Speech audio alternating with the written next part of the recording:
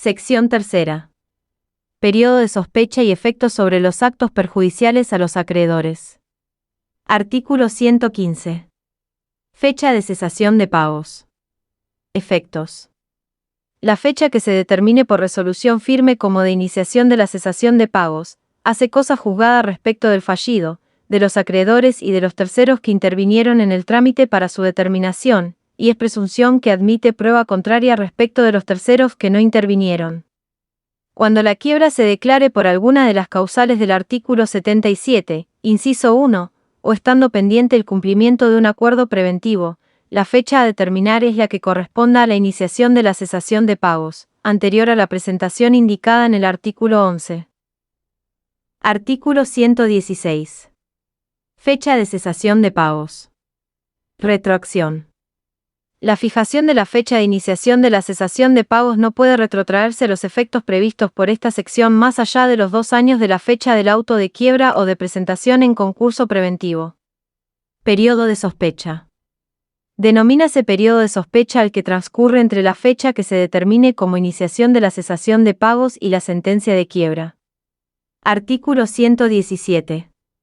Cesación de pagos. Determinación de su fecha inicial. Dentro de los 30 días posteriores a la presentación del informe general, los interesados pueden observar la fecha inicial del estado de cesación de pagos propuesta por el síndico. Los escritos se presentan por triplicado y de ellos se da traslado al síndico, junto con los que sobre el particular se hubieren presentado de acuerdo con el artículo 40.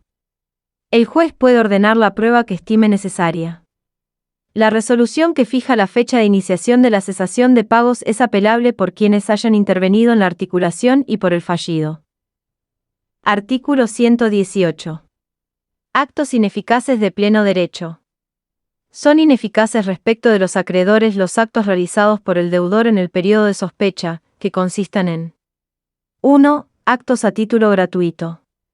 2. Pago anticipado de deudas cuyo vencimiento según el título debía producirse en el día de la quiebra o con posterioridad.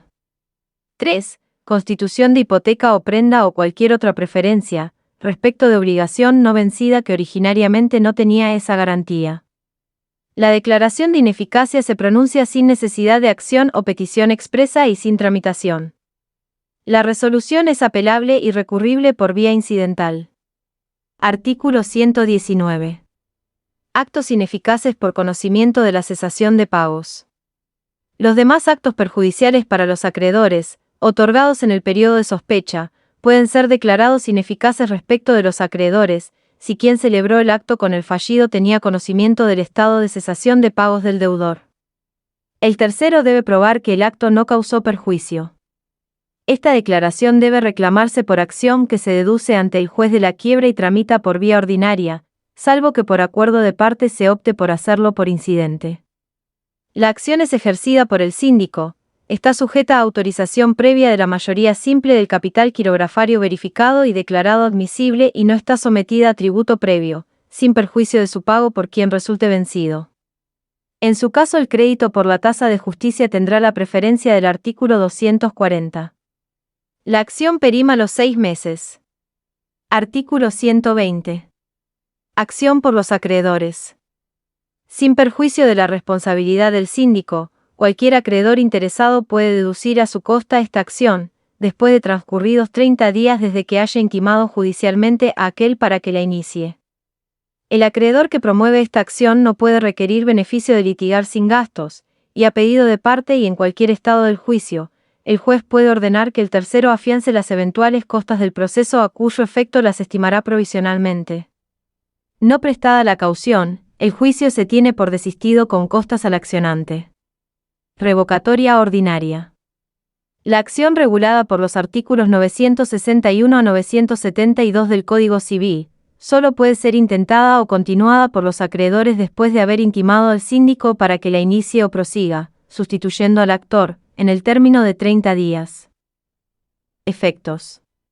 En ambos casos, si se declara la ineficacia, el acreedor tiene derecho al resarcimiento de sus gastos y a una preferencia especial sobre los bienes recuperados, que determina el juez entre la tercera y la 10ª parte del producido de estos, con límite en el monto de su crédito. Artículo 121. Actos otorgados durante un concurso preventivo. El primer párrafo del artículo 119 no es aplicable respecto de los actos de administración ordinaria otorgados durante la existencia de un concurso preventivo, ni respecto de los actos de administración que excedan el giro ordinario o de disposición otorgados en el mismo periodo, o durante la etapa del cumplimiento del acuerdo con autorización judicial conferida en los términos de los artículos 16 o 59 tercer párrafo. Artículo 122. Pago al acreedor peticionante de quiebra. Presunción.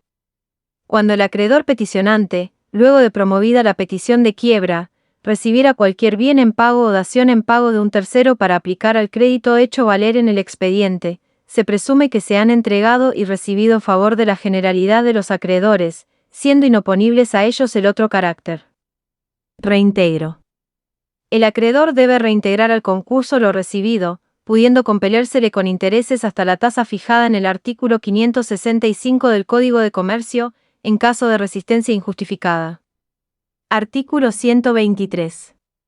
Inoponibilidad y acreedores de rango posterior.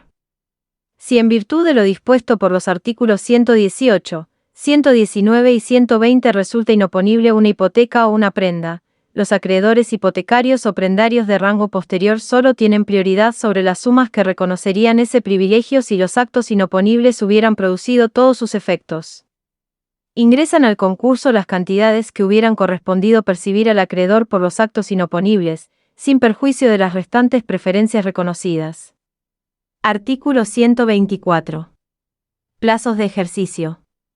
La declaración prevista en el artículo 118, la intimación del artículo 122 y la interposición de la acción en los casos de los artículos 119 y 120 caducan a los 3 años contados desde la fecha de la sentencia de quiebra. Extensión del desapoderamiento. Los bienes que ingresen al concurso en virtud de lo dispuesto por los artículos 118 al 123 quedan sujetos al desapoderamiento.